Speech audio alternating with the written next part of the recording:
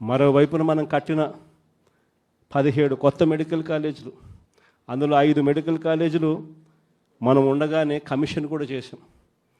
కాలేజీలు మొదలయ్యాయి 5 కాలేజీలు.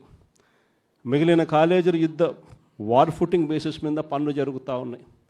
ఈ పెద్ద మనిషి ముఖ్యమంత్రి అయ్యాడు, కాలేజీలు కట్టాల్సింది పోయి అమ్ముతానని చెప్పి ఈ మనిషి తయారయ్యాడు. పేదవాడికి మెడికల్ కాలేజీలు అందుబాటులో లేకపోతే ఆ డిస్ట్రిక్ట్ హెడ్ క్వార్టర్స్లో ఎప్పుడైనా ఒక మెడికల్ కాలేజ్ అందుబాటులో ఉంటే దాని అర్థం ఒక మల్టీ స్పెషాలిటీ హాస్పిటల్ అందుబాటులో ఉంది అని నిదర్శనం. ఆ హాస్పిటల్స్లో ఆ కాలేజీలు అక్కడ ఉంటే అసిస్టెంట్ ప్రొఫెసర్లు అందుబాటులో ఉంటారు. ఆ కాలేజీలో పనిచేసే స్టాఫ్, పోస్ట్ గ్రాడ్యుయేట్ స్టూడెంట్స్, వీళ్ళంతా కూడా అందుబాటులో ఉండి ఒక మల్టీ స్పెషాలిటీ హాస్పిటల్ ఆ డిస్ట్రిక్ట్లో పేదలకు అందుబాటులో ఉంటుంది.